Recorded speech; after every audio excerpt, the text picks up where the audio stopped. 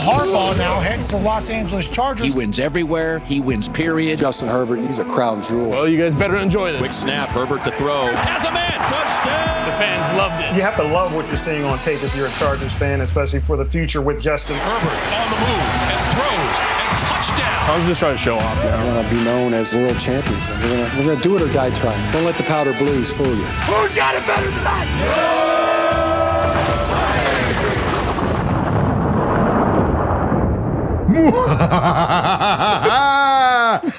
Welcome back, folks, to the Charger Chat. I'm your co-host, Wolldog, sitting with my Stay Puff buddy, Kev Huggin Duggan. Bustin' makes me feel good, you know what I mean? And let's not forget Kyle the Skeleton Duggan. Hey, boys, there's a lot of other Charger podcasts, but how many look as good as we do? I was just saying that to Kev. I was like, we got to be the only ones doing this right now. I'm Wolldog, the hot dog. No right one now. takes us seriously, and nor should we. That's right, folks. We're here to have some scary skeleton. We're here to have some fun, damn it, here at the Charger Chat podcast. And we got a hell of an episode lined up for you. Tons to talk. You can Victory episode. Yeah, victory. It's kind of hard to breathe in this thing, boys. Yeah, open up. I want to see. I think I'm going to have to open up. I need your face. We'll come in and out of this thing. That's what she said. We've also got a Bolt Insight lined up for you folks and an Ask Boltfam. So let's waste no time. Start at the top. Talk about this game, this win. Kyle, we didn't have you on for the instant reaction. I know. I'm so disappointed. No, it's okay. I want to hear your fresh thoughts. What do you think about that game? What stood out? Yeah, I mean, I've had a full 24 hours to sit on it now, and Ladd McConkey is just the man. He's the dude. He's the dude. And it makes me think more and more how much more of a dude he could be if we had another dude. Disguises another dude. Yeah. Yeah. Utah. Yeah. Two dudes. Two dudes, bro. Yeah. And I think a lot of the fan base still has hopes that DJ Chark can be that other dude and can be that element that we really, really need, which he better play this week or else he's done for the season. If my math's right. Yeah. If they don't activate him, he's in trouble. That 21-day window, yeah. So they're going to activate him no matter what. It's just he might be inactive for the game, but he'll be on the roster. But man, I'm hoping that can be such a big difference maker because you see what Ladd can do when he's getting those targets. But if you have someone else to press deep to continue to open these up, maybe that's what Palmer was doing in this game. Maybe he had more deep routes. I didn't see the percentage of deep routes, but yeah, basically the takeaway is Ladd McConkey's a stud, and Cam Hart likes hitting people. Oh my God, that hit was so awesome. Boom. That was so big. And dude, that's immediately coming off of a week where he got a giant personal foul penalty that somewhat put us in a really bad spot at the end of that Arizona game. Yeah. But he didn't change his playing style at all. He lowered about 3 inches on his target and just took out Chris Olave. I didn't know Olave was going to come back. He went right to the tent. Oh yeah. That was a physical play. So man, our rookies are no joke. That Chef Ortiz first draft class has already been making huge impact on this team. Yeah, dude. The one thing that I was really curious about, and shout out to Dan Popper for always putting out the snap counts.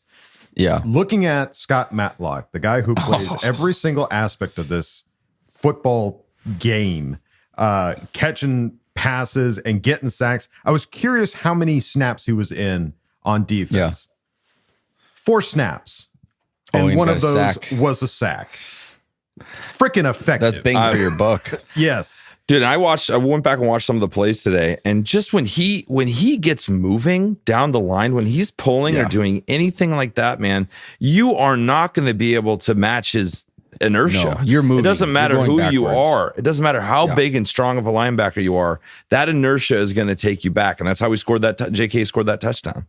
Yeah, he just absolutely removed that defender from the play. Totally, just completely gone. Yeah, he's got to be the bright spot that was so unexpected in this season so far on this team. And had huge impact. It's fun to see these other guys step up every year. It's somebody gets hurt, and I always get excited about the opportunity that next guy is going to get, but it never really ever seems to be oh yeah, there he is. Like we gave him a chance and he's stepping up.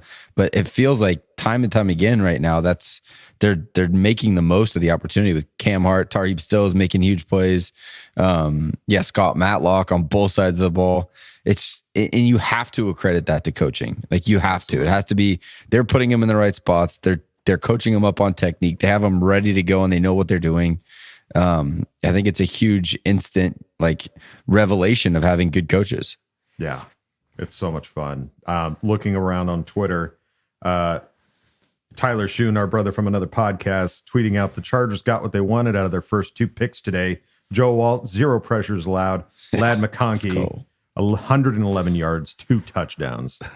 Not bad 1-2 punch for our draft class. When was the last time we had our first 2 guys dominate games like this as rookies? No. Yeah. Doesn't happen. No, in fact, looking at Lad McConkey, it doesn't happen so often to the point that he is the first Chargers rookie with a 100+ yard receiving game since 2013. Which I think was Keenan Allen. Keenan Allen was the rookie in 2013, but we haven't had one in over 10 years. Yeah. A rookie get 100-yard plus game.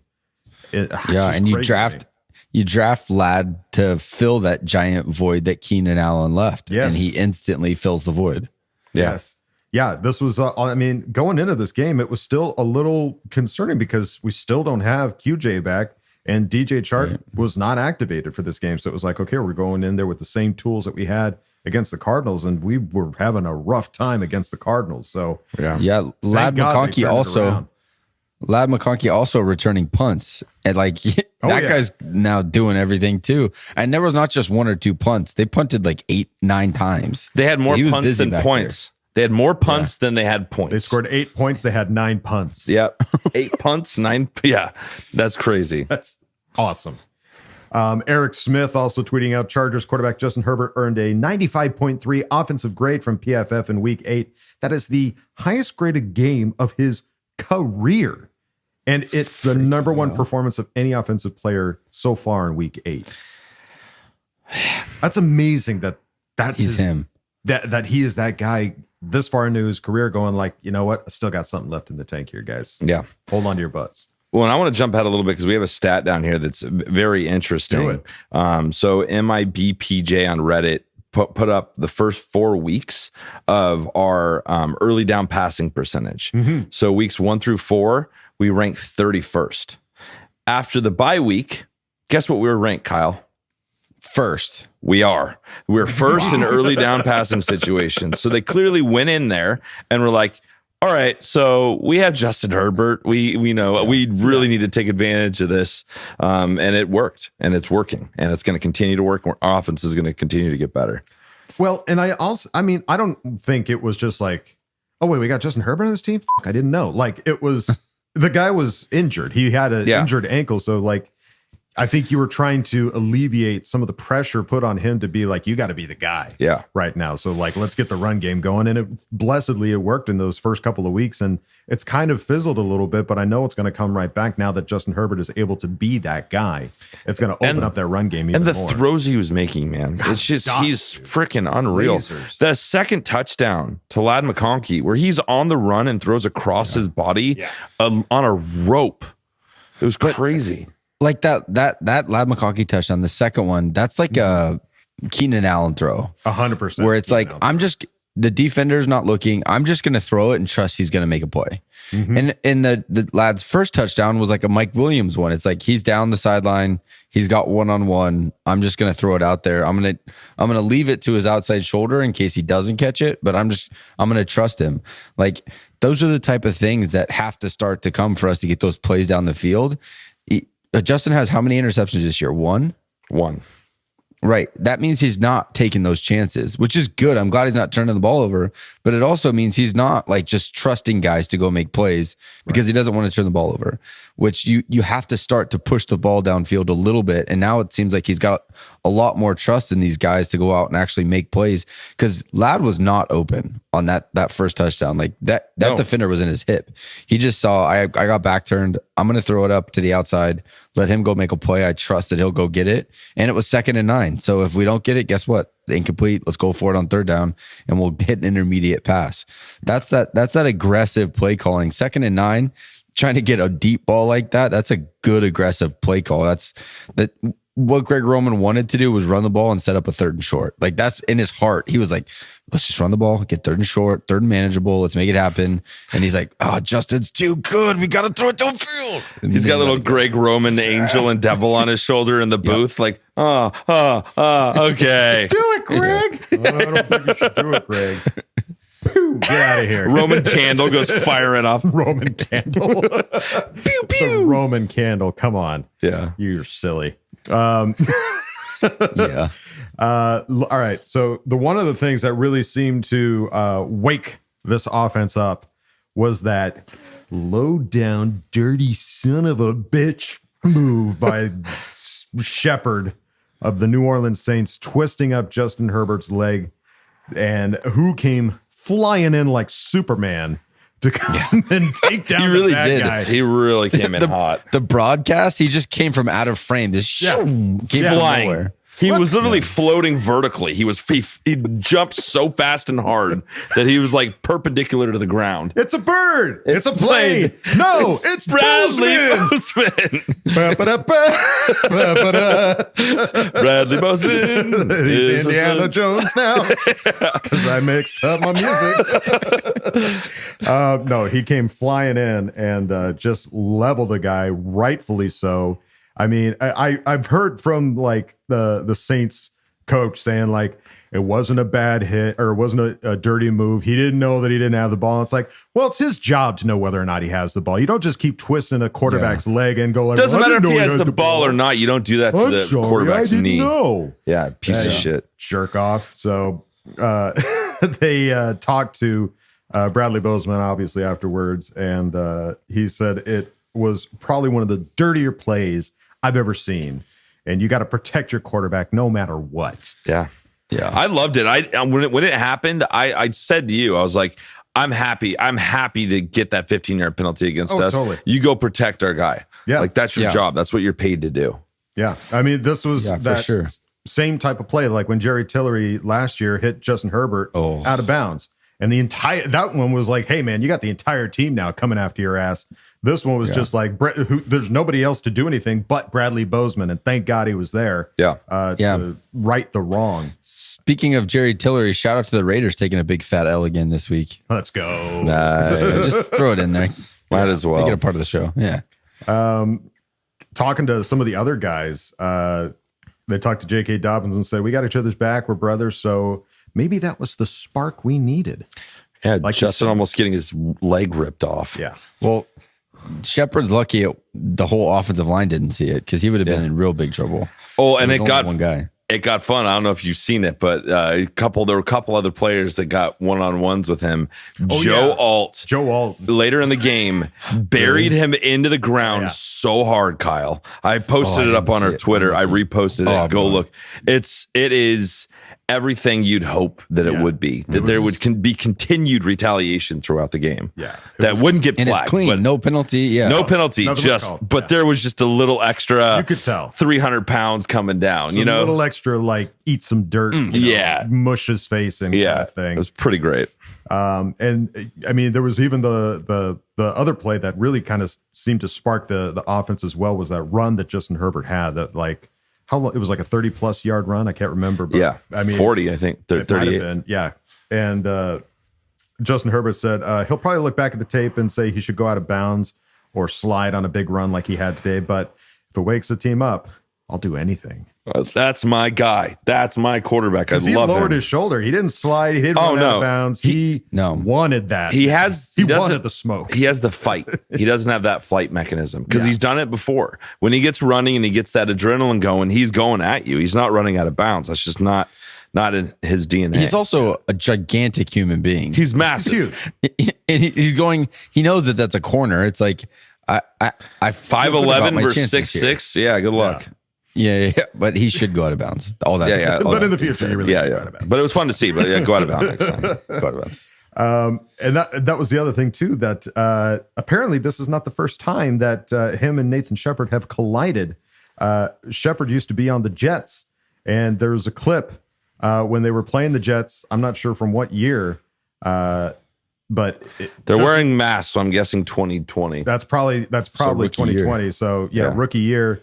Justin Herbert throws the ball. The ball's out of his hands, and Shepard comes up and knocks him on his ass. Jacks him up. Yeah. And it's just like, what are you doing, dude? Yeah. And I hope this guy, he better get fined. With our team getting suspensions and fines out of the ass, you got to get this guy. You got to make him pay for this. If you're going to suspend Derwin James, this guy deserves at least a 1 week suspension, if not more, for how long he was twisting his leg. Yeah, when Derwin James's supposed victim comes on and says there was nothing wrong with it. Yeah, there was nothing wrong with it. This guy is blatantly doing something to hurt another player. Yeah. He has to get suspended. And it's not, this is a repeat offender, clearly on Justin. First time they've collided. Yeah. Yeah.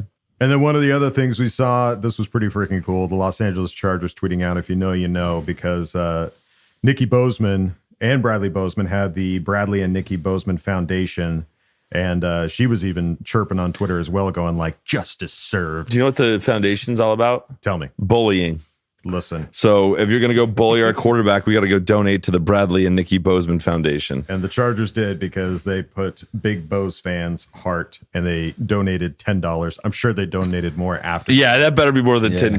Chargers. But the 10 was to be like, that was the wink for Justin. That was the intern's personal account, and they're like, we'll get Dad in here soon.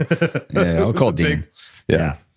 But that was cool to see, to donate to the foundation. And obviously, we love you, Bozeman, for doing that. That makes up for everything. Yeah. And then also, guess what? Top 5 rookies in the NFL. Number 1, Joe Alt with an 82 overall rating.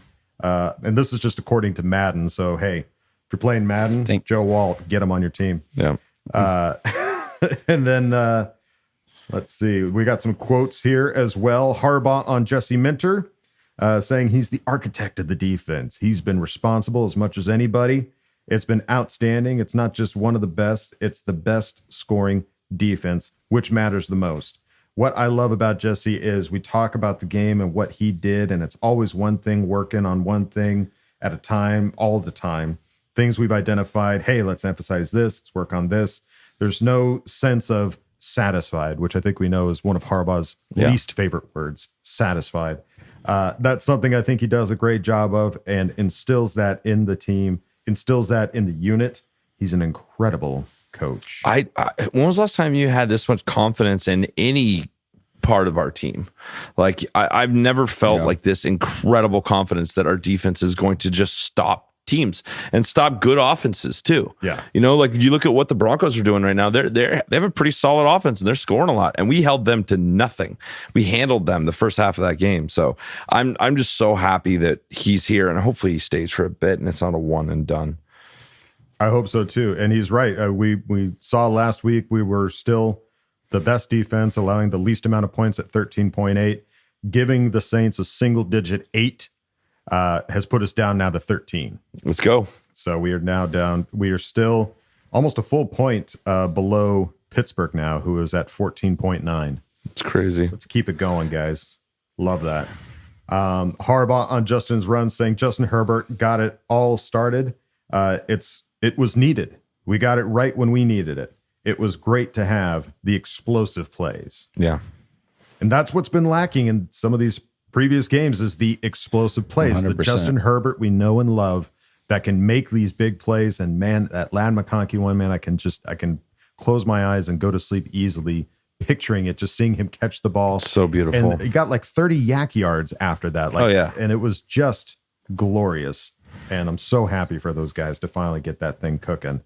And then Harbaugh on McConkey saying, I watched the film of Ladd, and he reminds me of Steve Smith in a way. He goes up for one of those contested balls.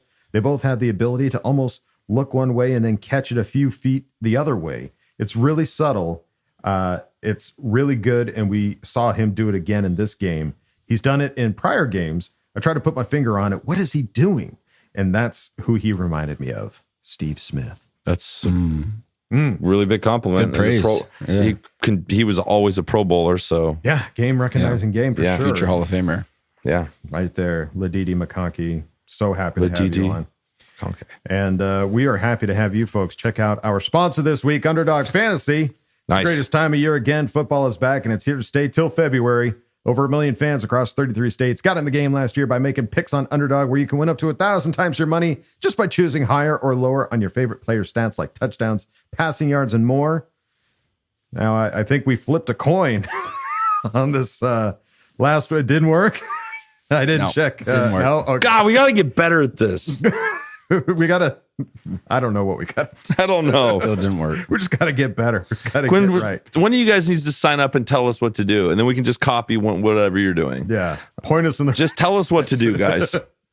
Well, we should probably open up a poll or something like that. Yeah, please tell us how to do this. Well, hey, listen, making picks on Underdog is straightforward and signing up is even easier. Just head over to Underdog's simple to use mobile app or UnderdogFantasy.com. Sign up with the promo code CChat and Underdog will give you a free pick to use on your first cash pick'em entry plus up to $1,000 in bonus cash when you deposit. That's Underdog Fantasy, promo code CChat to claim your new customer special of a free pick and your deposit offer. Must be 18 or over 19 for Alabama and Nebraska, over 19 in Colorado for some games, over 21 for Massachusetts and Arizona, and present in a state where Underdog Fantasy operates. Terms apply. Void in Colorado. Concerned with your play, call 1-800-GAMBLER or visit www.ncpgambling.org. Arizona, 1-800-NEXT-STEP. That's 1-800-639-8783. Or text NEXT STEP to 53342. New York, call the 24/7 Hope line at 1-877-8-HOPE-NY or text HOPE-NY to 467-369.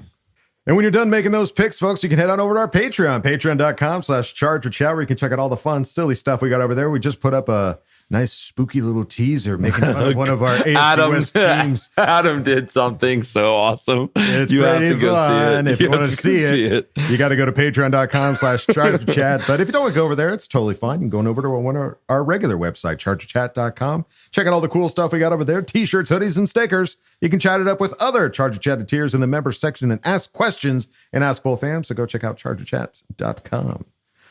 All right, folks, it's time to go on to the next segment. You all right there? You having a... No, I'm getting ready for this next segment. Oh, okay, it's good. Spooky. Yeah. It's spooky season time. That's true. You want to look your best. Yeah, we talked to a really good friend from another podcast. His name's Jake. And you know what Jake does? What is he? Well, he's a podcast, but he also loves horror movies like us. So we're about to talk Chargers and horror movies, and I hope you're ready for that. I don't know. Who am I? All right, guys, we are back for another Bolt Insight, and we are super lucky to have Jake Hefner from Chargers Unleashed. What is going on, Jake? What is happening, boys? Hey, I'm here too. Oh, and Adam's here.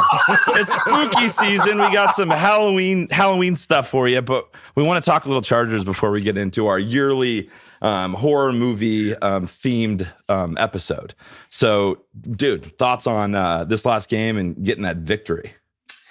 Yeah, this was the Justin Herbert that we were all waiting to see, right? This was the one that we were hoping on week 1, week 2. Everybody was questioning. It's like, why isn't Justin Herbert looking like Justin Herbert? When really it was the run game that was taking over. And then he's had to go through his own injuries. His 2 starting his left tackle and his right tackle have been out for certain games. I really believed that after the bye week, Greg Roman and Jim Harbaugh went back to the drawing board and said, hey, how can we correct things with the offense? And since the bye week, since the Broncos game, you have progressively seen this be like the old Justin Herbert. And against the Saints, that was the old Justin Herbert, being able to be mobile in the pocket, utilize his legs. For a period of time, Justin Herbert was your leading rusher when the running game wasn't doing anything. But showing that type of anticipation, that pocket mobility, the entire sequence of the play that he threw to Ladd McConkey for his second touchdown towards the end of the game. That was just magic on so many levels. Obviously, for Ladd McConkey having his breakout game that we've all been waiting to see. 6 targets, 6 receptions, 111 yards, and 2 touchdowns. That just shows you what a weapon that he could be. And the fact that his first touchdown came from when he was on the outside, and then to make the rest of that play, cutting back inside the field and scoring the touchdown on a long 60-yard run. you just love to see things like that. And other guys contributing as well. Joshua Palmer on a 45-yard pass.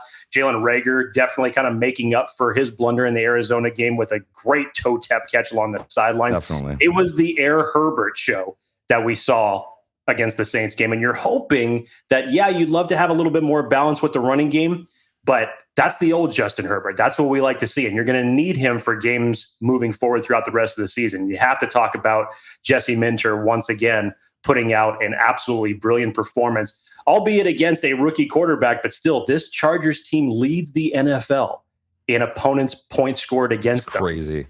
They have only allowed 20 points scored against them once this entire year. Their defense, much like the Denver Broncos, much like the Kansas City Chiefs, they're keeping them in these games for their offenses eventually to come around and start scoring. So both sides of the ball were cooking against the Saints. You're going to need more of that with the weeks to come. Well, and I'm glad they finally put the ball back in Justin's hands. Like, I know they wanted to establish the run and run the ball, but you have Justin Herbert. And they finally, like you said, after the bye week, kind of pulled their heads out a little bit and be like, maybe we should let this dude throw the ball around the field a little bit more. Well, and he's been having, we've seen the frustration that Justin's had on trying to find open receivers. And that seems to be more of the issue. It's not so much that they don't want him to throw the ball. It's like, I can't find anybody open. Yeah. And so he's been having to throw these amazing passes, like the one that Ladd McConkey caught and ran it in for the touchdown. He's putting him on the only place you can catch the ball is what Justin's doing. These have all been dots. Like, you have to be in the right place at the right time and catch those balls.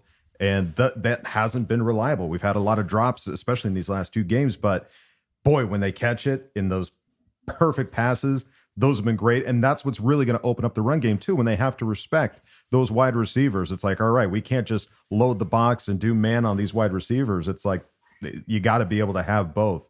And that's what's really, I think, going to take this offense to the next level. I'm just so excited for this. I'm fine. The beginning of the last game, I'm not going to lie, I was a little stressed out. Like, we weren't getting it rolling. We weren't doing anything. You start with a safety like that. How could you not? Yeah, that wasn't exactly what we expected. Because imagine what our points would be for the defense if we would have only allowed them 6. I know. The lowest average of all time. Still single digits, which is... Hey, I'll take it all day long. That all day long. You know what also I'll take all day long? What's that? Horror movies. Yeah, baby. So I think we all have a bond for our love for this time of the year and for horror movies. So we've done this in the past. And what we have some players and some other teams that we are going to apply a horror movie to these players and these teams. So let's figure out how to do this. So let's start with the players. Okay. And obviously we've got a guest here, so our guest needs to go always first. So, ladies first. It's beautiful hair. I sure look like one, so why not? Yeah. Stay Puff last. I look like a knockoff Rob Zombie right now. You look awesome. So let's start with some players. We've done players in the past, and we've got some new faces on this team. So let's start with the newest, brightest face so far, Ladd McConkey. Yeah. If you were to compare him to a horror movie, sir, who would that be? Or a villain or whatever you got lined up for us. Yeah, because again, I know that you guys are so good at this when it comes to how we will come up with our answers, and I know we don't know anything prior to the show, so I'm hoping that there's as little overlap as possible. Yes, but I've got variations just in case. So did I. I did the exact same thing, so I'm glad to hear you did that as well. So maybe it's just me having the luck of the draw, but I'm going to say Chucky for Ladd McConkey. Totally smaller in stature, and the difference with Chucky and a lot of different horror villains that you see out there outside of like Freddy Krueger, Jason Voorhees, he's still coming up with unique type of ways to get his victims. And in the case of Ladd McConkey, you know how versatile he is. He's not just a slot receiver. He could beat you on the outside, as evidenced by what happened on Sunday's game. So he's a versatile chess piece for the Chargers offense. And obviously that's growing a lot with Justin Herbert. So it's kind of like death by 1,000 cuts, and Chucky's going to find every which way to figure out how to gut you. So in this case, Ladd McConkey is that type of a weapon. And he's cute. He's a cute son of a bitch. That's a handsome face. Whenever they cut to his close up, he's just like, "Oh, you're so cute." Oh, I just want to pinch his little cheeks, his little dimples. Yeah. All right, who's next? Well, you said you're going last. I am. Stay Puft always goes last. Stay Puft. Baskin Robbins always finds out. Yeah, exactly. He's gonna stay puffed. Yeah. So for me, when it comes to Ladd McConkey, it's more about what I've seen, especially in this last game, because we got to see him do some punt returns as well. Guy is twitchy. Guy wants to shake where you're going. Everything he goes. And so when I think of twitchy For me, I think of the lipstick face demon from Insidious. He is a twitchy son of a bitch. He's hard to catch. You can't quite pinpoint where he came from. Oh my Lord. And so that's how I look at Lad McConkey, as the lipstick face demon. That's perfect. I think that's a perfect answer. Tiptoeing through the tulips is Lad McConkey. Wow. I did not see that one coming. That was a good one. I love it. All right. What do you got? All right. So mine's, I'm going to go Lad McConkey is Psycho. Unsuspecting, handsome, doesn't seem like he could hurt a fly. Ooh. But he will kill you in the shower for Absolutely. sure. If he will murder you, and then you'll be like, whoa, where did that come from? Yeah. I like it. Yeah. He's not afraid to get. Wasn't he in the scuffle in the week 1 against the Raiders? Oh, he'll get in your the end face. zone? I think he was He was in that little mix there. He'll get in your face. So Norman Bates, Psycho for Lad McConkey for me. Love that. Dig that. All right. Should we keep the same orders? Well, I think this is a great way to do it. Okay, fantastic. All right. So next on the list, we've had this guy on the team for at least a season, is coming to his second season right now, and he is absolutely effective on every aspect of the ball. No matter where you look, there he is. Scott Matlock. Mr. Hefner, who is Scott Matlock to you? I mean, you just said it. Everywhere you look, there he is. It kind of makes me feel like Pennywise from It, not just for the ginger features, but because Pennywise just finds different ways, different times, different places to haunt you. And in the case of Scott Matlock, did you see him last game catching passes, throwing Sacks. crucial blocks for J.K. Dobbins in the run game, getting a sack? Yes. This was just an all-around game for him. Talk about a man of many talents. And he's now even doing commercials, for crying out loud, for Matlock. Yes. Gotta love how Scott Matlock is Everywhere now being you look. involved with his team. He's a horror film multi-tool. That's right. That's right. And he always said that he was, what was the first interview that he said, that he was the stealer of souls? Yes. He's Yeah. going to steal some souls. Yeah, I love that. All right. Well, for me, Scott Matlock, there's a lot of different routes you can take. Like you said, he's everywhere you look. He's effective in every aspect of it. But it's hard to ignore that gorgeous lock of red hair. Okay. And so it's hard to not really lean into that. Now, this isn't necessarily the best villain, but because he's a ginger, he's the ginger dead man. I mean, let's be honest here. What a pull. That's a B movie shit right there. You know what? I thought that you were going to go that same type of route simply because of the hair features, but I was not expecting that one. That is solid. The ginger dead man, he will make you dead, and he's a ginger. Yeah. He's the ginger dead Steal man. your soul. Soul Did I stealer. sell it?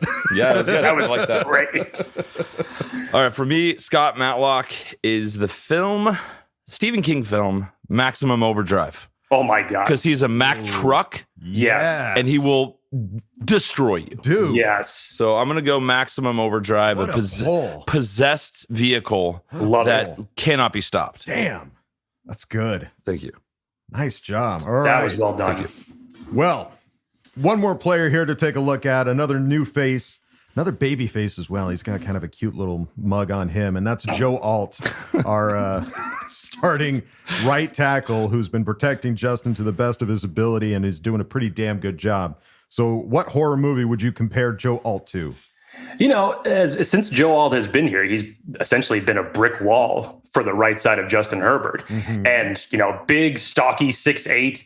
Who else kind of fits that bill a little bit, where you just feel like you could pound him into oblivion, but nothing happens? It sounds a lot like Jason Voorhees to me, just a lumbering, stalking human being that is, eventually just becomes Frankenstein in his franchises, but you just can't move him. He's an immovable object, unstoppable force, still finds ways to keep coming. Even if he's walking the slowest beats in the world, he's going to find a way to catch up to you and take you out of there. That's So right. yeah, Jason Voorhees is it for me.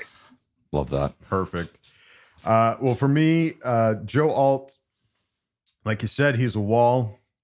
I mean, when it comes to walls, what you try to think of stuff like what is something that you can just throw everything you have at it and just like nothing seems to work, right? To me, that's the Blob. The Blob, you can throw Well done. tanks, you can throw people, you can shoot it. Yep. Ain't nothing going to happen to the Blob. It's just going to keep coming. It's going to keep being there. And what are you going to do? You're just going to run into it. You're going to get stopped. You're going to get stuck. And you're going to get zero pressures for Justin Herbert. I like Joe. that. Dig it. Rookie. Really good rookie. This I don't have a great one for this. I'm not going to lie. Okay. But it is a similar vein of can't be stopped. Can't you can't get away from him. He's gonna once he gets his hands on you, you're done. You're toast. I'm going Jaws. I'm going Jaws on that. It's not quite an exact comparison, but I just feel so much safer that if that shark was on my team, sure, I'd feel really good about my chances. Oh yeah, yeah. I'd take the shark. Absolutely. I'll take the tackle. Yeah. All right, killer. All right, we've got 3 players down. Now we're going to take a look at some of our AFC West opponents. Starting off with the Broncos in Denver. Okay. I really had to think about this because I was trying to compare everything think about everything that Denver has gone through the entirety of this season. Somehow they're still hanging in there. As of right now, they're still ahead of the Chargers in the division.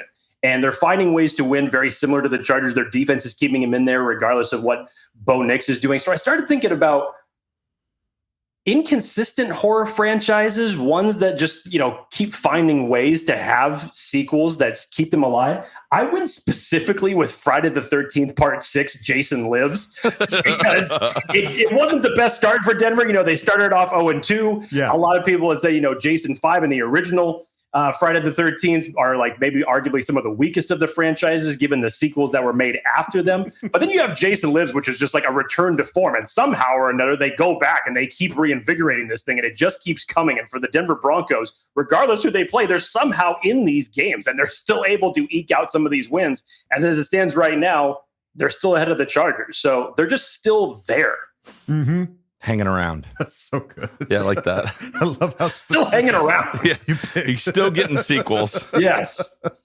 Like you said, this was a tough one to do because you want to poke some fun at them, but at the same time, it's like, well, they're technically in second place. Like they are a formidable foe, even though we beat them, smacked them pretty well. So for me, when I think of a formidable foe that is kind of, I don't want to say underappreciated, but like you can't really judge them because it's just like, well, what is this? Like, what am I looking at here?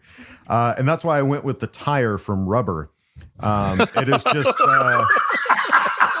it's just like you're looking at it going like, well, it's a tire. Like what's the worst it could do? And then the next thing you know, somebody's head's exploding. So, very great moment for that to happen. That was perfect timing. Fantastic. That was a jump scare almost. Oh, geez, scared me. Talk about Insidious with way too many jump scares in it. Look at this. I'm just going to take this and put this over there. That's not going back up. In fact, I'm going to do it manually. This is how we're going to do it. That's how this horror franchise has gone thus far. I love it. This broadcast in general is turning into a horror broadcast. Yeah, you hold it under you so you can tell like campfire real stories. Spooky. Yeah. Long ago. That's rad. Love it. All right, so there you go. The tire from Rubber. Wow, that's a really good answer. That's a really good answer. I'll keep this back up here. I'm gonna go with the movie, a movie that I love. That's good, but not really. That's a start. But not really. I'm gonna go with The Fog. Oh, okay. But the remake of The Fog. That's what I was waiting for. It was amazing. Yeah, they used to be cool. This is a piece of shit. Like we beat them at home finally. This is a fraction of what the original was. Yeah. So yeah. I like Take that. That's funny. Yeah. The remake of The Fog was one of the worst remakes I've ever seen in my life. Yes. The OG is Carpenter awesomeness. That is fine. Mm-hmm. Yeah. So they're the remake of The Fog, the fraction of what they used to be. I like that. All right. Well, let's go on to the next team, and that is the Las Vegas Raiders. This one should be fun. Drum roll, this please. one should be fun. Not surprisingly, this one was the easiest to come up with, as well as the best one to come up with. Yeah. Let's go to the Wrong Turn franchise. And whichever one you want to do, because there's 7 of these, and is there really 7 of those? There's movies? 7 of them, and honestly, the 2021 remake is my favorite out of the bunch. But I mean, any one of these that you go through, you could totally relate it to the Las Vegas Raiders. Wrong Turn 2, Dead End. Wrong Turn 3, Left for Dead. Or Wrong Turn 6, Last Resort. Like, it really doesn't matter. Everything as it relates to what's happening with the Las Vegas Raiders right now is a semblance of Wrong Turn. That's so good. Beautiful answer. Of all the sequels. That's beautiful. Oh, that's fantastic. All right. Well, for me, who are these guys? They're clowns. Yeah. They're the killer clowns from outer space. Oh my God. I mean, it's like you have to kind of mildly respect them. It's like, yeah, I mean, they kill some people, but what are they doing? Yeah. Like, what are we talking What is about this? here? They're making me laugh more than making me scared of them. So Knock my block off. yeah, Exactly. bam. So good. So there you go. Killer clowns from outer space. Well done. That's the Dig it. Raiders in a nutshell. Well, I think for mine, you have to not only take the team, but the fans into account. So I think for me, I'm going to go Troll 2 because they're all a bunch of trolls and they suck. They're a joke. It's a joke movie. It's so bad that it's kind of entertaining. They're eating him. Yeah. And they're going to eat me. My hunger pains. Oh my God. Yeah. That's it. That is the Raiders to me. Just a terrible movie and a bunch of trolls. Oh man, that was good. All right. Well, let's wrap up the list of AFC West opponents and finish it up with the Kansas City Chiefs. What do we got? It's almost feels like it's low hanging fruit a little bit for this one but you really have to decipher it to the standpoint where Kansas City's defense is really carrying them this year. Patrick Mahomes is not the Patrick Mahomes in terms of the stats that we're used to seeing from him.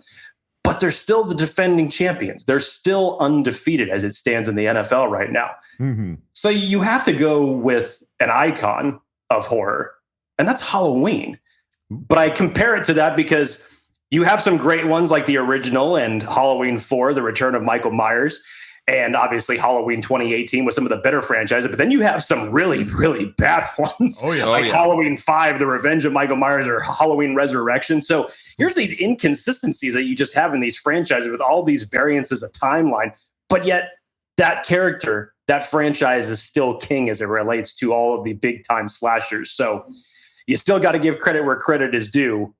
That's the Kansas City Chiefs. You got to respect it. Yeah. Pain in the ass. Yes. Well, it's so funny. As you were talking, you were like, you got to respect this team. But you got to go with an icon. And as soon as you said icon, I was like, oh shit, did he pick the one I was going to pick? So for me, you got to go with a classic that it's like, okay, yes, it had its time. Yes, they're recognizable, but you're also kind of tired of them. Oh, yeah. You're also just kind of like, Christ, are we doing this still? Is it still the Kansas City Chiefs? Yes. Yeah. So for me, it's Frankenstein's monster. It's just like, yes, okay, one of the greats, yes, but Classic. I mean, what are we doing? Like, Yeah. can't we give us something new? Give us something different. Yeah. We're on please? Frankenstein and Dracula meet Abbott and Costello. Yeah, Frank movie crime right and now. Nitley. Like, we get it. Yeah. You won. Move over. Sit this one out. Jeez. Get it. All right. There you go. Frankenstein's monster. Well done. All right. Well, I'll close this out. Please. So this team just won't leave us alone, like at all. And this movie, like a lot of people love this movie, but I hate this movie. Oh shit. I really hate this movie. Yes. It bothers me to no end why everyone loves it as much as they do. I'm so curious right now. It follows. They won't leave us alone, and they are so overrated. Nothing. You and I see the There's same nothing you can do about it. They're gonna infect you. I'm not a big fan of that movie either. And it's not Thank you. just being compared to the Chiefs. I'm like, what's so special about this movie? I just Yeah. it did not resonate with me. No. So same. They won't leave us alone. So it follows. You having some scarf? Yeah, I'm having some wardrobe malfunctions. Hey, you know what? At least you have a stagehand. I had to have my own hand. I know. Honey, hold my light. Put my bib back on. All right.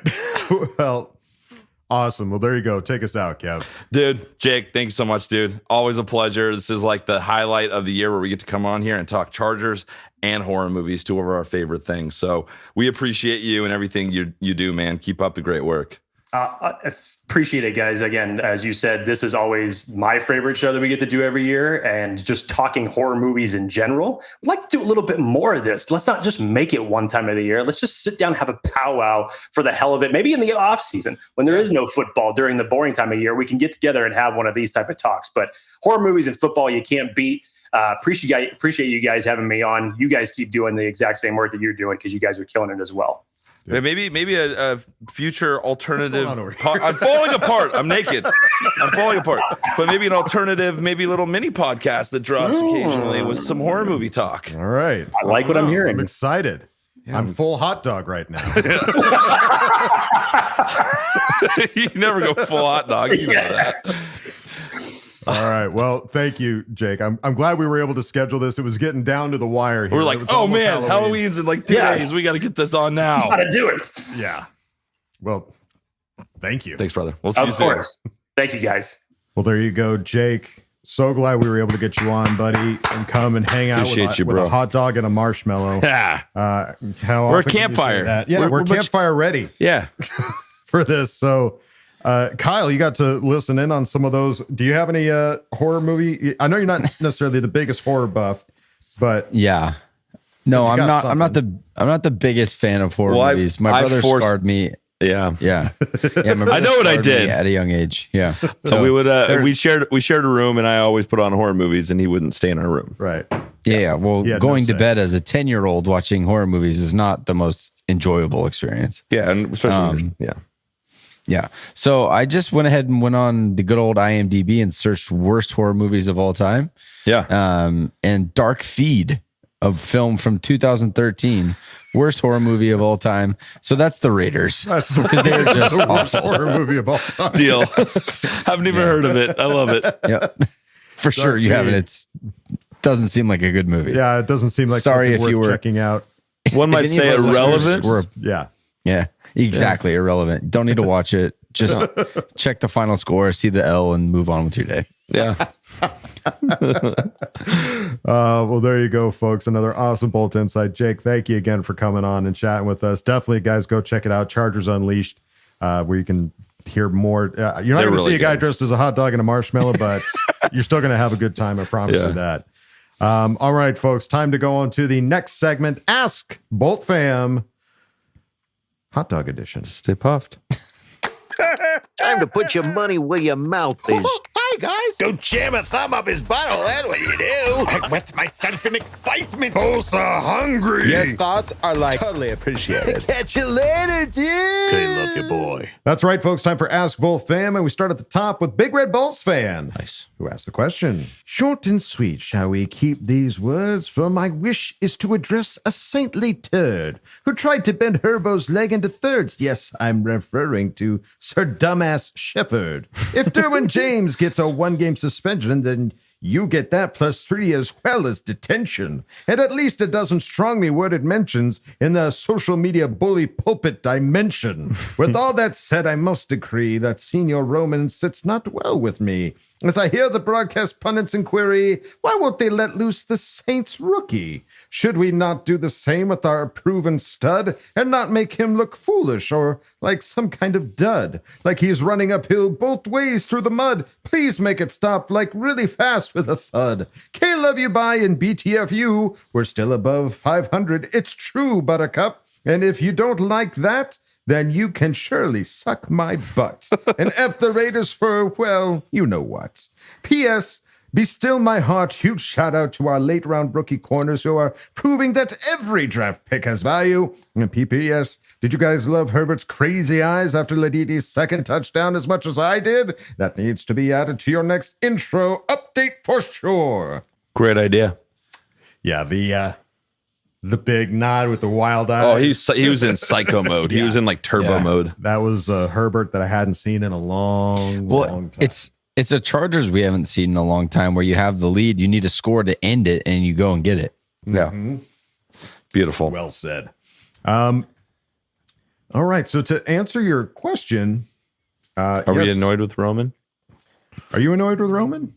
I was at the beginning. I think I'm a little annoyed with Roman because I know what our offense can be. We saw it in the second half. So just those random like 3 and outs that we got during the game with some interesting choices. And it took a while to get cooking. We tried to get that screen game going, Kyle, in the beginning, like you requested, and could not get that going at all. Like it was not executed well. Not happening. So maybe they need to run that back at practice or something. Yeah, I think one of the things I really like in a coach is their ability to adjust. And I think that we've seen that. Kevin, the stat that you read earlier in the episode that we were early down, run, and he goes, hey, this isn't working. Let's shift after the bye. Now we're the highest early down pass rate in the NFL. So I think that lack of stubbornness to what he wants to do is a sign of a good coordinator. And also, you make this shift to now we're a big throwing team, throwing the ball more than running the ball. But you built this whole roster around running the football. I mean, all of the additions that we made and subtractions that we made to this roster in this last season was to bolster our run game with kind of we'll see what happens with the passing game. You got rid of Mike Williams and Keenan Allen. You get rid of Gerald Everett, who is our leading tight end wide receiver. And you add what you replace it with is not to the same caliber whatsoever. So now you're seeing Greg Roman have to get real creative and getting these guys that haven't either like Ladd haven't done it yet, or some of the other guys that have been role players everywhere that they've gone. Simi Fehoko battling to make the roster on most teams that he plays for. Now being one of our go-to guys. Will Dissly, a blocking tight end, is catching, it seems, 5 balls every single game. So I don't know. I think he's done a great job of adjusting and getting the most out of what he has. I'm not upset with Greg Roman at all right now as far as his play calling goes. Yeah, I mean, there's going to be growing pains, obviously, with a new offensive coordinator, new coaching staff in general. I think given everything that has been thrown his way, injuries included, we're doing okay. Like, yes, I mean, the losses that we've had have been pretty close. So it's not necessarily against like the Steelers and the Cardinals, not the Cardinals, the Steelers and the Chiefs, 2 of the best defenses in the entire NFL. Yeah. You know, like the Cardinals game, that was a dud. Not getting in the end zone, that's bad. That was for sure not a good game. But I mean, the other 2 games, we were moving the ball pretty good, and those are 2 of the best defenses in the whole NFL. Yeah, I think for me, it's what I'd love to see more improvement on, because I'm with you guys on that. But having 8 quarters where we didn't score a touchdown, they need to get better in the red zone. Yeah. Like, that's just the bottom line. So I'll be a little more happy with him once we can consistently score touchdowns when we're in the red zone. Yeah, absolutely. The 8 quarters without a touchdown, though, that's because we were up by 23 points on the Broncos and didn't need to score. So we ran the ball, controlled the clock, and won the game.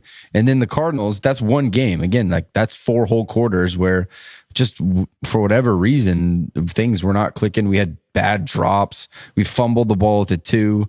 You can't blame that on Greg Roman. Like, he's dialing up the plays to get us in the spots. Right. So I don't. If people are upset about the 8 quarters of scoreless touchdowns or no touchdown football, I don't think that's great. I'm not ready yet to blame Greg Roman for all of that. Totally. But yeah, I mean, and to your point, Kevin, I mean, red zone efficiency just needs to be better. And hey, we scored in the second half. We were getting touchdowns in the second half. Hadn't done that since week 1. Yeah. So it's just something we need to continue on. Yeah. Progress. There you go. Big Red Bolts fan. Thank you, buddy, for asking the question. Let's move it on now to Marco DeLeo. And shout out to Scotty B63, Joseph, and Daryl 21. You guys all pretty much asked the same question, but I'm going with Marco on this, who asked the question. Panic? Panic? Why are you talking about panic? I'm not panic. Wolldog has not pointed no panic. So why do you guys think we're not playing Rice? Do we have any idea? It has been interesting to see these past couple of games. Like I said, we haven't had Quentin Johnston. We haven't had DJ Chark yet. And so Rice has been part of the active roster. He's there. He's got snaps. I've seen on Popper's list. He's on the snap counts, but it's mostly been special teams and like a handful of offensive plays. So I don't know why they're not using Rice. I don't know if they're saving him or protecting him or what. Any ideas? I mean, Popper, if you're hearing this, ask the question at a press conference, because there it is. I think it's something going on at practice. Like that's the only real explanation as to why he hasn't jumped over any of those other guys, because he hasn't had any play time. So it's not as if he's playing poorly in games. It's got to be performance at practice.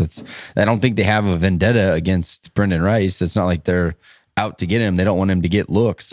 He must not be ready yet. He's not at the level of those other guys. When they brought in Rager to like jump him, they started him right when they got him. So there's clearly something going on there. And we were all excited for him for the name. I'm just going to pump the brakes and not be stressed about it until he actually gets in there. I'm not going to think about it. Yeah. It's just, we all want to see it. Trust. I mean, they know that, we know that, but you got to trust also the coaching staff is putting the right guys out there. So if he's not playing, it's for a reason. And when it happens, we'll be ready for it. We're watching every single game, ready to see if he's got something special. And maybe he does, maybe he doesn't. But we'll find out when that happens. Marco, Scotty, Joseph, and Daryl, thank you guys for asking the question. Whoa, you okay? I just reached peak maximum heat. Where am I? It's hot. Yeah, I was trying to commit to the bit as long as possible. I'll put it back on in a minute, but shit, am I hot?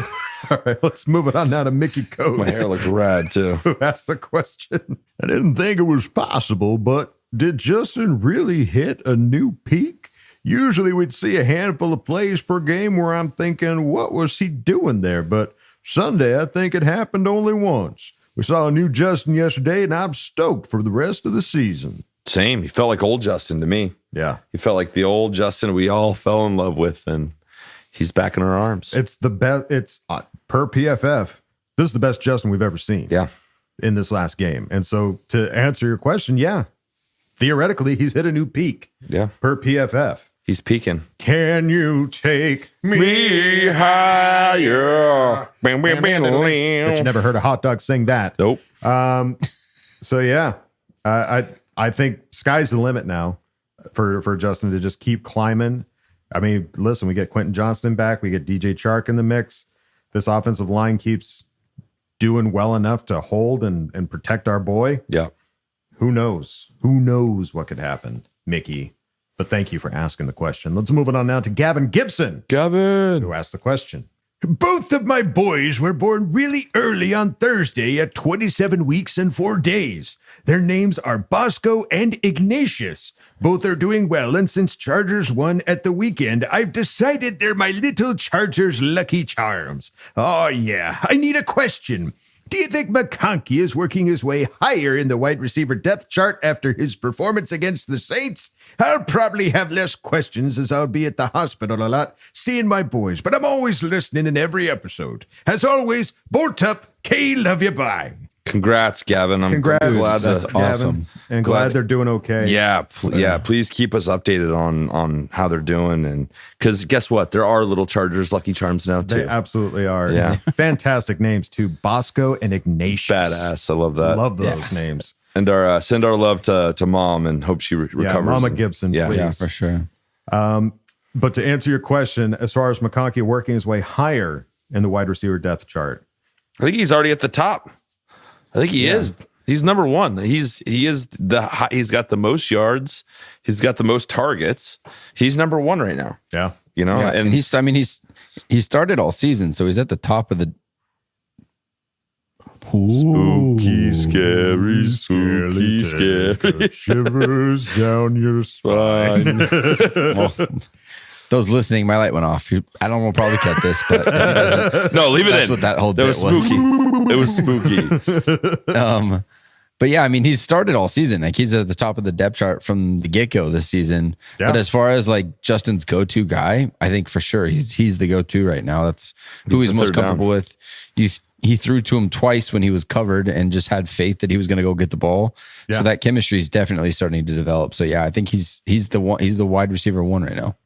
He's the dude. And hopefully we get Q back and he can start playing well and shift into that 2/3 spot depending on who's doing well. You know, we all as fans want to get in another wide receiver because we haven't seen our full wide receivers together yet, and it's going to take time. I don't think Chark's going to step in and have an amazing first game, even though I keep predicting he's going to have a touchdown when he comes back. I think that it's going to take some time. We just got to keep winning these games until these guys are all on the same page. Right. But clearly McConkey Ladidi is on the same page with Justin. That's right. So there you go, Gavin. Thank you, buddy, for asking the question. Great to hear from you. Yeah, man. Keep us updated. Please. And let's move it on now to Mr. Pekar, who asked the question. With Bozeman going completely savage on that weak butt Saints DL that tried to bring back Bounty Gate to New Orleans, what should Justin buy Bozeman as a thank you? Do you think there will be a fine? And if so, should or do you think Justin would pay it? Also, each of you pick a player and let me know what kind of dog that player has. Victory Monday, Super Mighty Bolts, FTR, BTA for you, and of course, yeah, love you, bye. He's got that dog in him. Got that dog in him. Can I pet that dog? Yes. What should Justin buy Bozeman as a thank you? A smoker. Traeger. Ooh, Traeger. Yeah. There you go. Well, yeah, you want him to stay big. Yeah. Get him something he can eat. Yeah. Let's make that meat taste good. Go to Sam's Club, get like all the gift cards to all the local restaurants There you you can go. find. Cheesecake Factory, lay him out. Give him what he wants. Give him that man some That's food. the peak restaurant. Because what do dogs do? What do dogs do? They eat. They eat. Feed that man. Kevin's been living in Central Missouri too long. Honey, Cheesecake Factory. Cheesecake Factory. put on your nice dress. We're going to the Cheesecake Factory. That's funny because that's absolutely That what we is do. it is. It's funny because it's true. Kind of funny because it's true. And Cheesecake Factory rules. So you guys can It does suck rule. my so butt. much. Yeah, Deal with there's it. so many options. Yeah. So Yeah. much to choose from. Yeah. They get none of it right. Do you think? Whoa. Don't be shots firing on my Cheesecake Factory. How dare you? Do you think there will be? Cheesecake catching strays over here from a hot dog. Do you think there will be a fine? And if so, do you think Justin would or should pay it? I don't think he'll get fined. I don't think it'll get fined. They're going to look at it. She shouldn't have gotten a penalty. Yeah, like even really. the main guy. What do they call that? The Analyst, the yeah. rules analyst. They're like he shouldn't have been penalized. Yeah. Yeah. No, he shouldn't have. So, but I think Justin would. I'm Yeah. sure he can. Yeah, he's got the pockets. Yeah, I think he'll be fine. He's got that nice new contract. He can shuffle out some. Yeah, I dough. think throw out a $10,000 fine. I'll be all right. Yeah. And then picking a player to let you know what kind of dog that player is. What kind of dog? What kind of woof woof? I'll go first. Khalil Mack, Rottweiler, go. It's a good one. Yeah. I'll go. Oh, Go. Ladidi McConkey, yes. I was gonna do Ladidi. Oh, Greyhound. Say what type of dog? Say what type of dog on the count of three. What's the speedy one? Greyhound. yeah, you got it. Greyhound. 1, 2, Oh, 3. Greyhound. I was gonna go. I was gonna say 1, 2, 3, Scottish Terrier. Ah, Little laddie. better. The little daddy boy. Laddie boy. Our neighbors growing up had Scottish Terriers, and they were named Laddie. Yeah, they were fiery. Yeah, Yeah, they are very. They're yappy little aggressive That's dogs. a that's fiery for sure. breed of Yes. wide receiver. There you go, Mr. Pekar. Thank you, buddy, for asking the question. Let's move on now to House of Hain, who asked the question. I'll say, great win. Herbo and Ladd were monsters. I say slapping the Saints around so much that a dirty player tried to remove Herbo's leg. If that was Mahomes, I say it would have been an ejection and a fine. Bozeman, I say Bozeman is a beast for protecting 10. Should we have let Bosa? I say, should we have let Bosa go to keep 13? I say, can't love you back. I've seen this narrative a few times now, and I think the thing that we have to remember is they made offers to all four of these guys to take pay cuts. Yeah. And because it was just like, look, we obviously want to keep all four of you guys around, but there's not enough money in the bank to keep all you guys around and build the team that we want to build. Yeah. So we know that Khalil Mack and Joey Bosa were offered pay cuts, and they said yes. And we know that Mike Williams, they just had to let walk. And Keenan Allen, I think they, from my understanding, now obviously I wasn't in the room and I wasn't part of the conversation, but from all reports, they offered him to come back at a reduced rate. And whether it was him or his agent said no. Well, his agent after that was no longer his agent. Exactly. I think it says So a I'm little led to something about believe what his happened. agent spoke on his behalf, and that Or was the just end of that story. didn't pitch him well enough as Whatever what he the is, situation you know? is. Yeah. Speaking of Keenan, you pointed out something really funny that happened during the Hail Mary. Can you please tell everyone if they haven't seen it? And I'm sure those who have seen. I saw the Chicago Bears played against the Washington Commanders. The end of the game was absolutely amazing. Washington Commanders Hail Mary pass tips around on some Chicago players, and they get the touchdown score. They had a camera on Caleb Williams, understandably so, and you saw the emotion that he was going through, dejected, upset. Yeah. He's walking How down the could this sideline. happen? Yeah, walking down the sideline, and you see Keenan Allen, big old grin on his face. He's like, I've been here before. Yeah. Oh, this is your first time? I felt bad for him, but embrace the pain. He had the biggest smile on his face. He's like, this is crazy. This is stupid. Yeah. I know this. Well, he went from the Chargers, the AFC team, to the NFC equivalent in the Bears. Yeah. So he's been there, done that. Heartbreaking losses. That's right up Keenan's alley. Yeah. So it's obviously we would love to have Keenan Allen back. And I think he would love to be back as well, because I've got him on my fantasy team. He's not doing much in Chicago right now. He's not like their lead receiver by any stretch. With the Chargers, he was. Like he was. Could you imagine Ladidi and Keenan? Oh, shut up. That'd be cool. That would have been amazing. Hence the question. Well, I don't know if they would have drafted. They might not have drafted Ladidi if we would have still had Keenan. So just keep that in mind as well. That's true. So, yeah, I mean, you talk about letting Bosa go and keeping, you talk about not even going to offer Bosa to try to keep him around at a reduced rate. You're just like, no, we got to cut you. We got to let you go. And keeping Keenan Allen, now you're talking about a universe where, we might not have Ladidi McConkey. We might not have gone with half of the guys that we've gone. So it's a completely different universe at that point, but you've got a receiver that Justin Herbert knows and trusts. Yeah. Is that a viable trade-off? Like, I understand the sentiment too, because Bosa's been hurt, and we saw just in this last game that I've seen a clip floating around of him like re-aggravating something in his hip, and I saw that there was a quote earlier. I don't have it in front of me, but it sounds like Coach said that it was the first time he's hearing about it, was what I saw. Right, but I mean I think prior to the game, he was talking to reporters and talking about like how he's upset that he's letting the team down, he's letting the coaches down, and he's dealing with something with his sciatic nerve, and that's no joke. When it's your sciatic nerve, that is extremely painful, and so to know that it's hurting him emotionally as much as it's hurting, the team and the players not having him out there, it sucks. But I mean, I get the sentiment, like you want somebody that's going to be healthy out there, like Keenan Allen, and somebody who's going to be more effective. But I don't know. What do you think? I don't know where this is going to end up with Bosa. That's all I really know right now. Yeah. I'm good with what we did. I wish, it could have been different, but that doesn't necessarily mean we'd have gotten Lad. Right. So, and I'm going to say his real name every once in a while, so he's not just Ladidi forever. But yeah, so I don't know. I think we're in a good spot. I wish we could have kept Keenan. But that's a heartbreaker. The alternate universe where we keep Keenan, don't draft Lad, that's a different thing. Yeah. Got to think about the future. And so far, Herbert and McConkey are building a good chemistry, and it's going to be exciting to see what these guys do together in the future. So, House of Hain, thank you, buddy, for asking the question. Let's move it on now to Chilapino, who asked the question.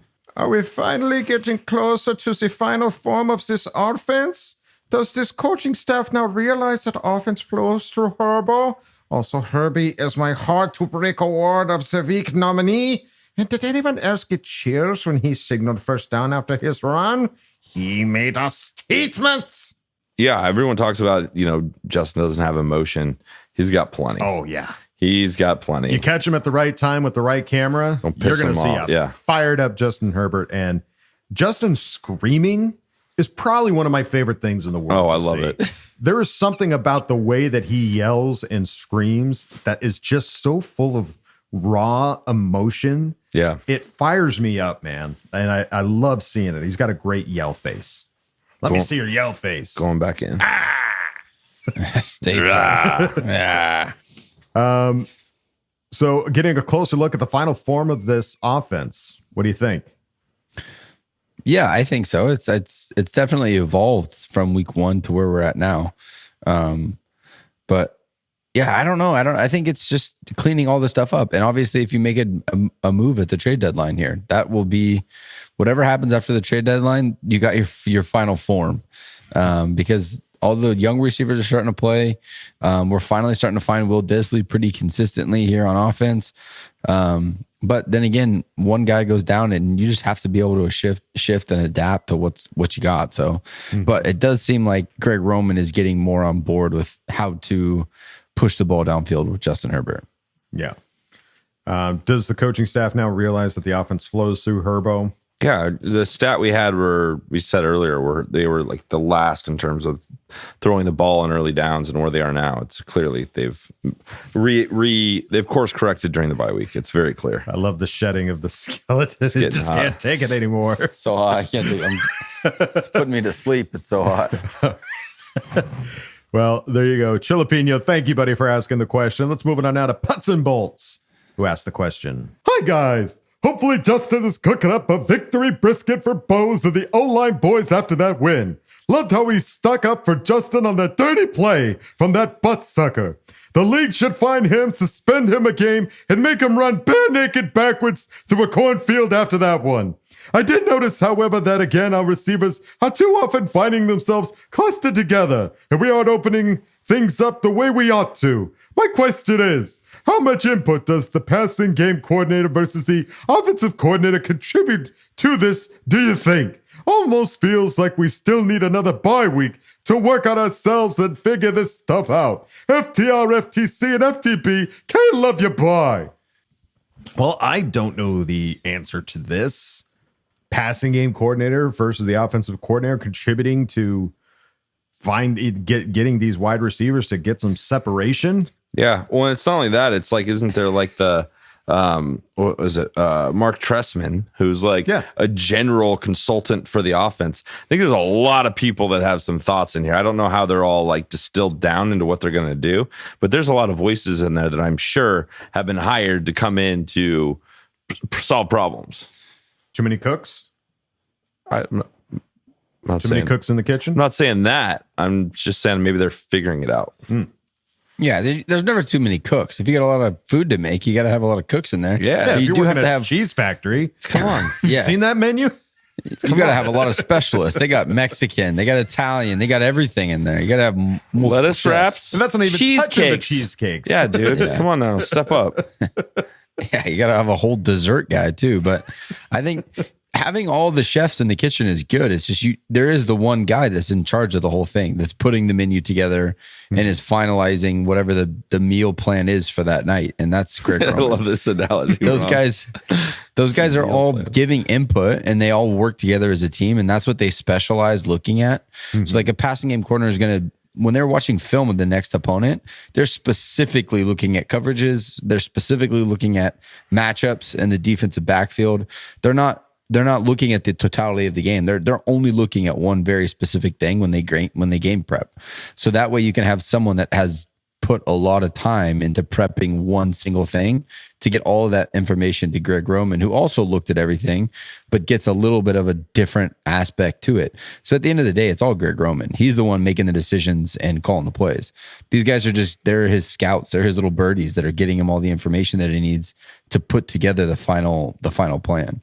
So all the blame goes to Greg Roman. If you don't like him, all the praise goes to Greg Roman if you do like him. And all those guys behind the scenes are parts of making it all work.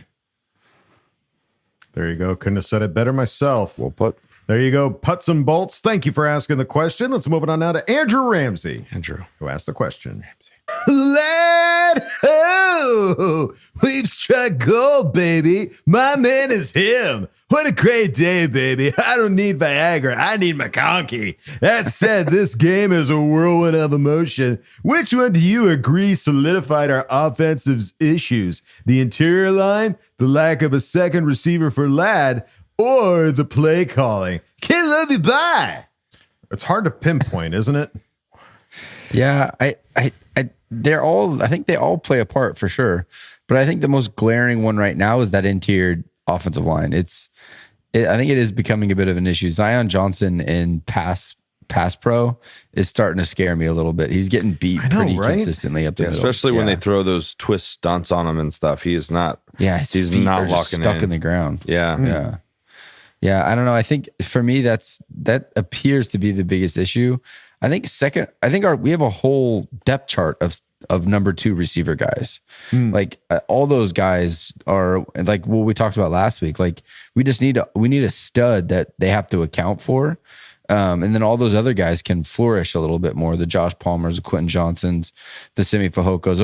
Those are role player guys. So I don't think it's a matter of a second, like we need a second stud. We just need one guy to be the guy. And if that can be Ladd, that's awesome. I think that solves that issue. But again, we've talked about it already tonight, but I don't think it's the play calling. I think of those 3, the interior offensive line would be my biggest concern moving forward. Yeah. Yeah, and we've solidified the tackles, the left and right tackle. We're good there. And honestly, even with Bradley Bozeman, I saw a play where he was taking 2 Saints defenders and pushing them back. 2 guys, Bradley Bozeman, 1 with each hand, just pushing them both back. So I would agree that it feels like Zion Johnson and possibly even Trey Pipkins as being like just concern. I'm not panicking yet, Marco. My finger's not pointing at you, but it is something that needs to get a little bit better for this team to really go on a good stretch and get this offense cooking. Well, you hope it's not Zion because he was a first round pick, right? You're hoping that can get fixed or whatever it is, but yeah, we'll see. We're good on the outside, so it was a Tommy T first round pick. Yeah, that's true. But so was Justin Herbert. Nah, he was. All right, there you go, Andrew Ramsey. Thank you, buddy, for asking the question. Let's move on now to Jacobo, who asked the question. What a great win. Herbert looked lights out, and defense does what we are now accustomed to. However, the team still needs to improve within the next 2 games at Cleveland versus Tennessee before the schedule gets challenging. Cincinnati, Baltimore, Atlanta, and Kansas City. Who needs to show up, perhaps from injury or lack of production, to make you guys feel like this offense is ready to face that challenge? Thank you. Love you. And let me smell your bike seats. Toodles. Gross. Gross. You want some sweaty ass. Let's do it. Gross. One thing about the schedule, about the tough segment coming up, is it safe to say that Cincinnati's not good? Yeah, I think it's safe to say. Dude, and I'll be honest with you, Baltimore, their defense is looking a little shaky right now. Yeah. I mean, like I'm seeing a lot of times though where like the defense is like they're not lined up, they're not where they need to be, and it's weird to see that for a Baltimore team. Weird. But they're good. Baltimore's good. I think they have weird off games, but that is a very good football team. Cincinnati, I mean, they haven't beaten anybody this year that's of worth, and they just got smoked by the Eagles this last week. Atlanta's got a good offense, dude. Yeah. They have a really good offense with Kirk Cousins. Yeah, that 3-game stretch with Baltimore, Atlanta, and Kansas City, that's a serious 3-game stretch right there. But I think Cincinnati can now be clumped into the warm-up, getting ready, getting right for those 3 games. I like that. Yeah. So, but the question is, who needs to show up perhaps from injury or lack of production? I think we need DJ Chark out there, and I think we need to see. I don't know what's gonna happen to Joey, but we're not getting as many sacks. Like this last game was great, but we haven't been, getting the pressures and the sacks we need. So, I think Joey was only in on like 20%. Yeah, they threw him into random 3rd and long. Whenever it was 3rd and long, they put him in there. Yeah, so made you have to at least respect the line when he was in there, but. Chark absolutely needs to be. We just need to see what you can do, guy. Like, it'd be really cool of you if you could be out there. Hey, if you could, that would be nice. A lot cooler if you did. Yeah. But that's really the only. I mean, I don't know.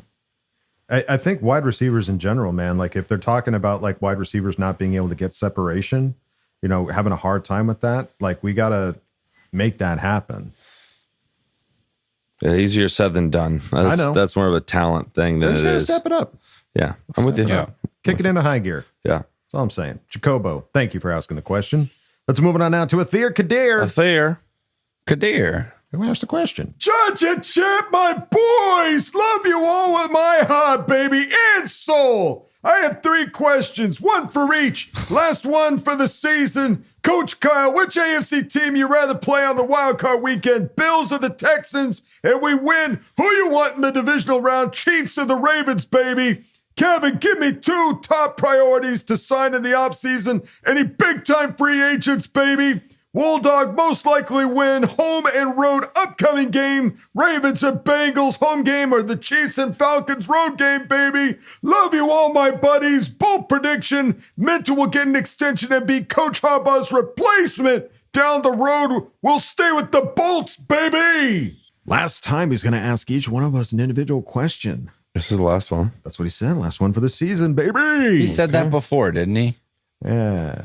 Maybe he I think he said he was going. Maybe he really means it this time. Yeah. Third time's the charm with the theory. All right, starting with you, Coach Kyle. Which AFC team would you rather play on Wild Card Weekend, the Bills or the Texans? I would rather play the Texans. I think Stephon Diggs just got hurt this week on a non-contact injury, so he might be done. Yikes. And I don't know. The Bills, I don't want to play Josh Allen in the playoffs. I think, and I know that they do have a good thing going over there in Houston. Any team you play in the playoffs is going to be tough. But one, if we're the wild card team, we're on the road, so I don't want to play in Buffalo in January. Open. Yeah, give me a dome in Houston against that team over freaking Buffalo in January. No, thank you. And then in the divisional round, Chiefs or the Ravens? Always the Chiefs. Give me the Chiefs. Give me more. Give me more. All the Chiefs. I want to be the team that knocks the Chiefs out of the playoffs. Like, that would be cool. It would just feel so good. Like the buildup would be there. You've already played them twice, so there's just so much familiarity. You know what they're gonna do, how they're gonna do it. I put my money on Jim Harbaugh over 3 games to be able to get us set up and ready to go.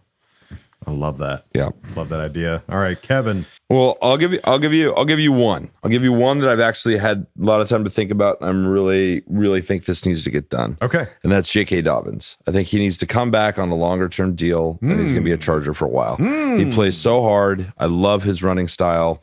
The amount of times he gets hit and rolls off and gets an extra 2-3 yards, like he is my top priority in terms of keeping him on this team long term. Mm-hmm. Good. I like that. This is sneaky. And then most likely win home and road upcoming games, Ravens or Bengals. Bengals for sure. And then Chiefs or the Falcons. I think I kind of have to lean into Kyle's mentality as the Chiefs, man. Go beat them in Arrowhead. Beat them in Arrowhead. Got that we'll be there. We know what they can do. We've seen how they've been playing. And I think we can come up with a good scheme to get us over the hump that we could not. And again, that last game, we had a lot of injured guys. Yeah. I think if we can stay healthy and go into that road game with a healthy Chargers team going up against the Chiefs, world of difference. Totally. And that's my pick there, Athir. Thank you, buddy, for asking the question. Let's move on now to Tony Francis, who asked the question. Attention! What a game, soldiers! I would even go as far as to say mission accomplished. We dominated the defense. We scored not 1, but 2 second-half touchdowns, and we, Lieutenant Ladidi, went off. My first question is directed at you, Coach Kyle. What do you think was the issue with the run game? I love how Greg Roman didn't give up on the run, but what do you think is the issue? My next question is directed at you, Kev. How fucking pissed off at Shepard were you when he tried to hurt Justin? So proud of Bozeman for getting some justice. You, Nathan Shepard. Come play golf with Kev and I and see what happens on the 18th hole. It might be more than just paintballs coming for your head. My final question is directed at you, Wolldog. I'm thinking about going to the Chiefs game too. Can we please get a small group of us to sit together and scream, suck my butt at the Chiefs kingdom? Let's fucking go, cadets. As always, the Raiders, burn the kingdom, kick the donkeys. You, Staley. You, Shepard. And suck my butt. Oh, this is good. Mission accomplished. Yeah, that was good stuff. Safe to say. All Mr. right. Francis. Another question for each of us. Yep. Coach Kyle, what is the issue with this run game? Solve it for all of us, and be sure to email Jim Harbaugh while you're at it.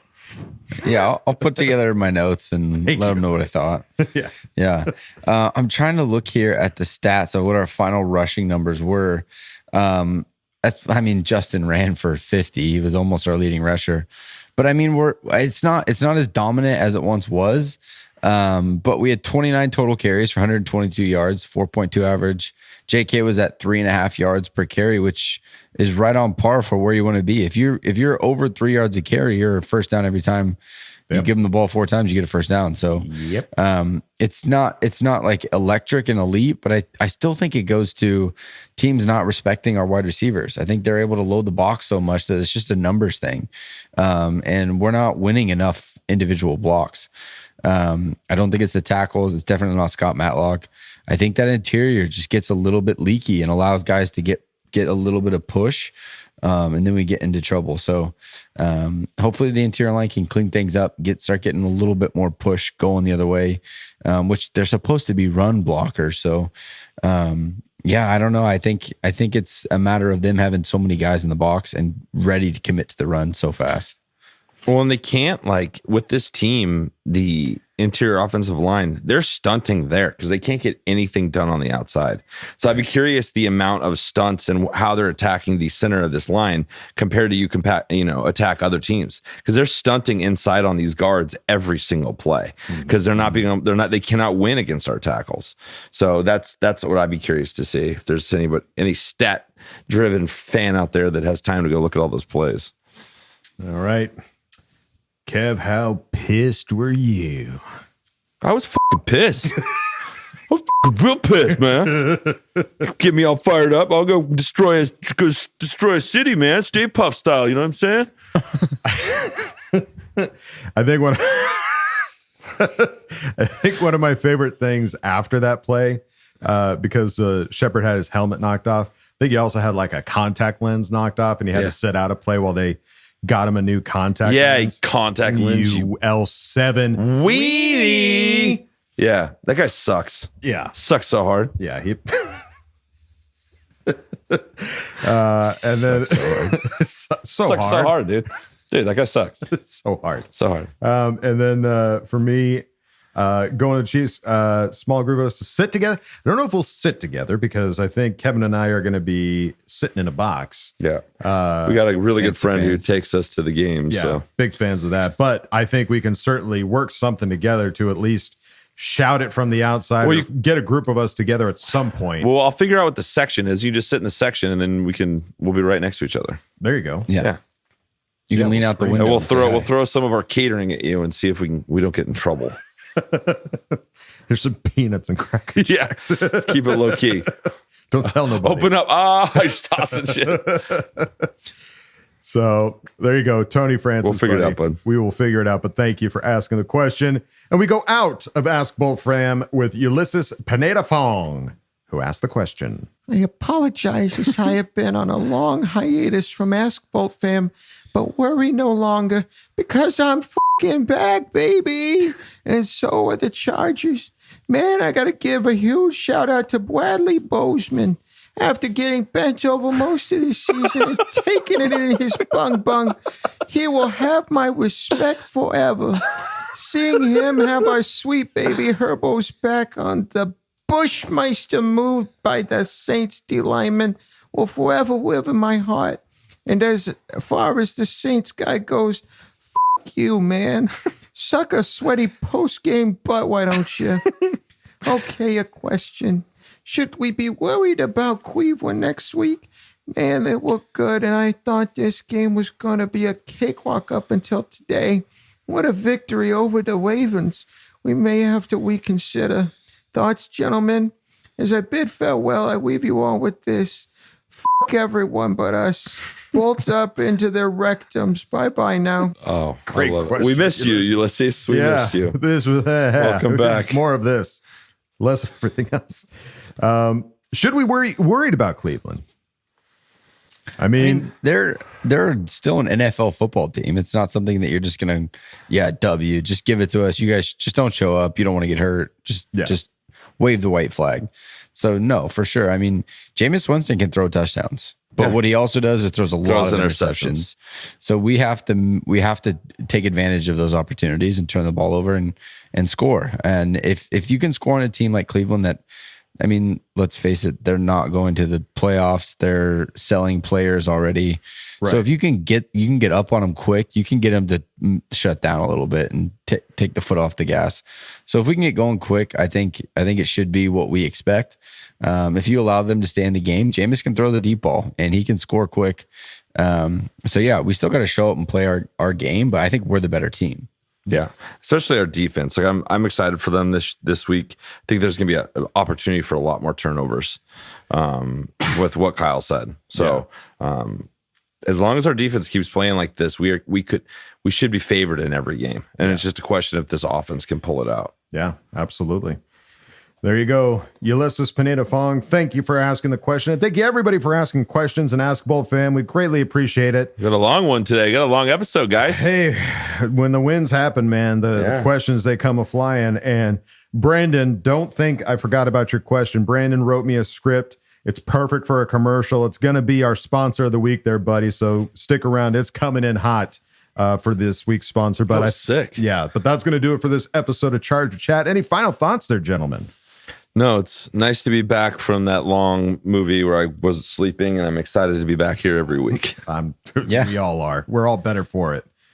Hey, happy Halloween, boys. Have fun. Happy Halloween. There you go. Yeah, you too. Hey, make sure your kids get all the candy you want because you know you're eating that when they go to sleep like I am, Kyle. Oh, yeah. Dad taxes are real. Oh, dad tax is real and after Halloween. The best day of the year is Halloween. Yeah. Oh, yeah. Can't wait.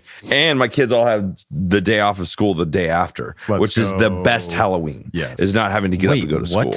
Yeah. My kids' That's school how district Missouri rolls. Yeah. That's how we do it in Missouri. Yeah. We don't want to deal with all these hopped up kids on sugar. We'll bring them in on Monday. There you go. We're big on pagan holidays. Yeah. Huge. Let's celebrate. Huge.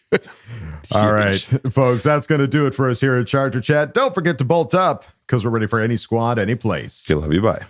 Okay, love you. Bye. Okay, love you. Bye. Stay puffed. Hot dog. Glizzies. And now, a word from our sponsors. Do you have trouble seeing clearly? Does your clear vision cause bad decisions? Do you simply suck at your job that requires great vision? Then you're in luck. Here at Couch Potato Vision, we are offering a free vision test to help get you back on track. Just use promo code Black and White Don't See Right and get all you need to get back in the game. With our new state-of-the-art Dicker Kick to the cranium, your vision will be perfect. So come on down and get fixed today. No refs excluded. NFL, NHL, hell, even T-ball. We fix them all. FTR, burn the kingdom, break the donkeys. Super Mighty Bolts, boobies. K, love you, bye.